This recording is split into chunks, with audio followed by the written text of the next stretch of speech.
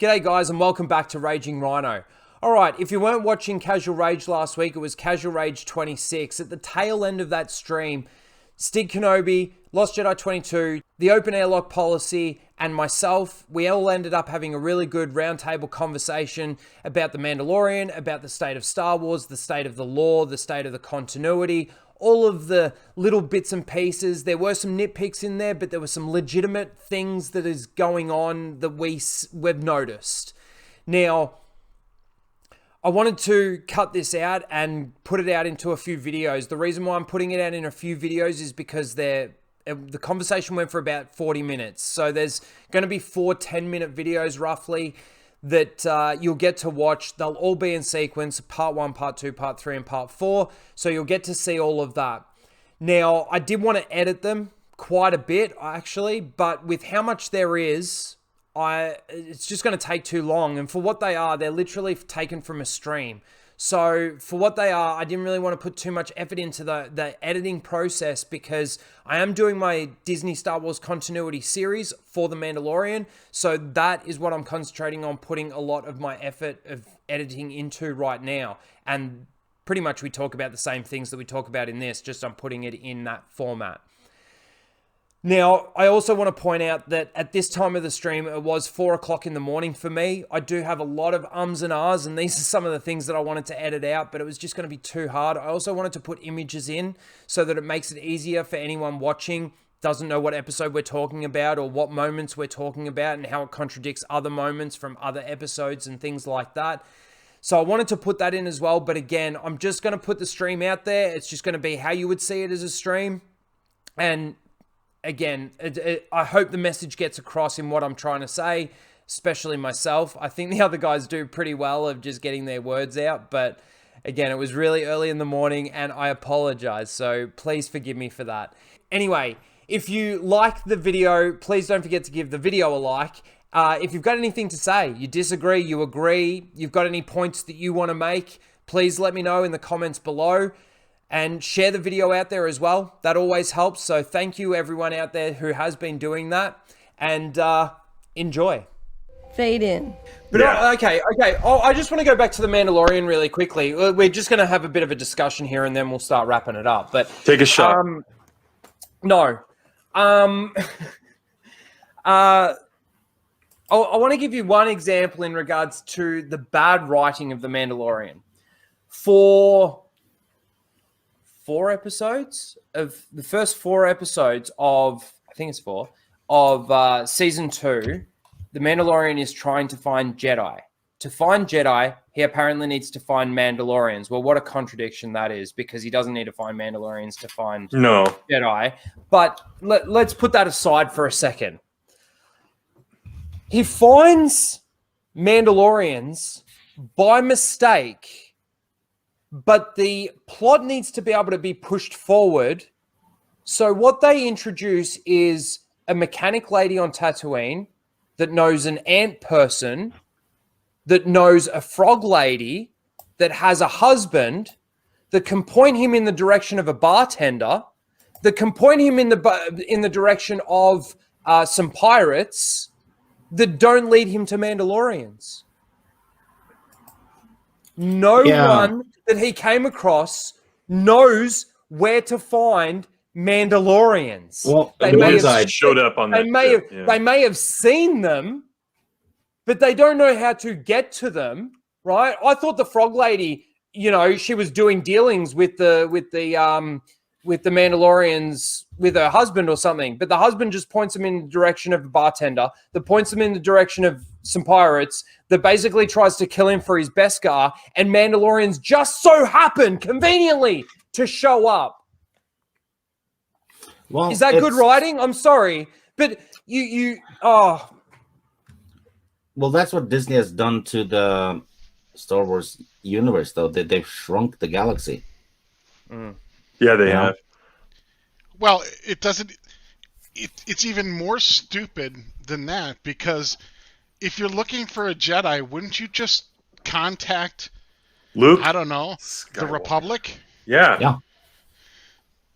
Gina Carano, Cara Dune should know Luke Skywalker, should know how to be able to find Luke Skywalker. So if the Mandalorian's going to her and going, I need to find Jedi to be able to give this child to, she should just be able to go, oh, I'm a part of the New Republic now. Even though in the previous season, if she ended up running into the New Republic, she would get arrested for abandoning them, but now she's just a marshal of the New Republic. The storytelling, the writing of this show is so bad that the Luke Skywalker scene and all the nostalgia characters, Ahsoka Tano, who was out of character, dabbling in the dark side. Wrong color lightsabers. Oh. God damn, you had to bring that up. Hey, Rhino, Christ. Rhino, you know how they could have found Luke and Ahsoka earlier? Tracking fobs. Oh, absolutely. And there's the other thing too. Let me. There goes the other trigger. He's loose. You're all triggering me here. And it would have been really easy to travel because because you can hyperspace right from the 10 feet off the ground. Let me tell you something. Tracking fobs, obviously we know that they were introduced. They couldn't explain it. They couldn't tell us how they work or anything. So then in season 2, they completely drop it. But hold on a second. Mm-hmm. They then put a tracking device on his ship so that fucking Moff Gideon, Lord Vader wannabe, can track the ship so that he can get the child so that he can take its blood. Why didn't they fucking just use a tracking fob? Yeah, it makes no sense. Hang on a second. Star Wars Theory actually put that question out on Twitter. A person jumps in the chat or jumps in the thread and goes, oh, Quill removed it at the end of season 1. No, Quill made a cot. Quill made that little fucking egg that the fucking thing sits in because he asked him to make him one. He doesn't ask him to remove no tracking fucking receiver. He doesn't ask him to fucking, they're able to track him, right? No. I mean, why would they even remove it? Sorry, Stig. Can I also point out that fucking cyborg fucking Asian lady, right, that can just get a new stomach all of a sudden, right, says that the bounty's gone up by 10 times, right? You can buy 10 suits of armor now for the bounty that's on this child's head. But not one person shows up with a tracking fob. They all broke down spontaneously. Not one bounty hunter. Jeff Goldblum came from the world between worlds, and he hacked the tracking fob server and disabled them. Let's see. Tracking Hello, fob. Yeah. You know, if you think about it, why would Gideon remove the tracking fob, though? I mean, if it's already there... Why wouldn't anybody who has one remove the tracker if they have a bounty on their head? Yeah. And they know they have a bounty on their head. Yeah, and if Baby Yoda escapes a second time, it would be a bad idea to remove the tracking fob. Well, yeah. It just undercuts the whole point of having tracking fobs if they're easily removed. So, you know, when I did that Cara Dune video... Is good, but Luke Skywalker, this is fucking good Star Wars. It's fucking great. It's fucking just as good as the sequel trilogy, but it's got good Luke Skywalker. So we get the emotional payoff, so lore and continuity don't matter. No, isn't that right? Doom Cop. Yes, I'm going to call it out. When I made that Cara Dune video, there's something called what the fuck did she call it? Like some kind of sequence, whatever the fuck it is. Well, that thing that Boba Fett showed, his chain code is what it was. That everyone supposedly has one of those in the Republic, which is brand new to Star Wars. Yeah, they pull their chain code out of their Star arm, Wars. And every time they keep pulling it, it goes... And that is how the tracking fob works, fucking asshole. But it's stupid because why would you not just change your chain? They don't even explain how it works. How do you read somebody's Star Wars chain has never code worked from that the way. Planet away. Some Orwellian bullshit. Why didn't they use the tracking fobs to find Han Solo in Episode 5, the Falcon? The chain code is like an ID card, not a homing beacon. It would be you like can get a chain code from somebody's You can get a chain code from just seeing somebody's face, apparently. That's why Gina Carano couldn't go into the thing, because if they run your chain code, you're fucked.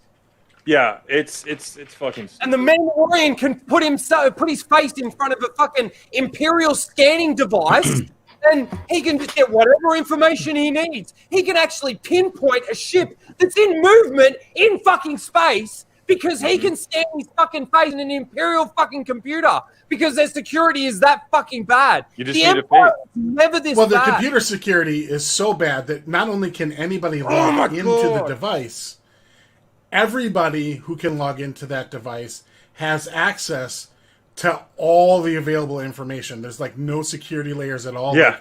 Like, Moff Gideon's flight plan. Let's say they hacked the flight plan, so if it's in motion, they still know where he's going or where he's headed to. So why would some random underling stormtrooper have access to that information? There's like zero. Everybody logs in as administrator, apparently, with administrator privileges on the entire network. Just It with the is face. the dumbest security system in the world. And like, this is a universe where I think the ability for like R2 to hack everything was already a little bit far-fetched, but now you just took it to like the billionth level. Because at least R2's Not only unique that, in that he the Bill in Burr what he could character, do. the Bill Burr character didn't want to show his face to the other guy because he worked with him on that fucking whatever it is, right? So just Operation as Cinder, which is not Operation what you should just easily Now, gloss hold on a over. second.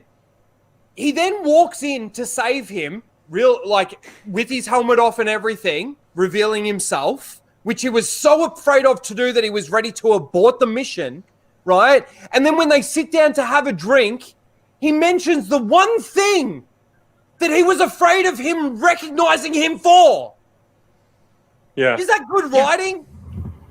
And Is that good he's- fucking writing? And But he the stands shootout was outside really the cool door afterwards. in clear view of that guy. By the way, shootout was they're saying cool. that guy's a general now. That's not a general's rank insignia. This show is fucking stupid. To fade out, not.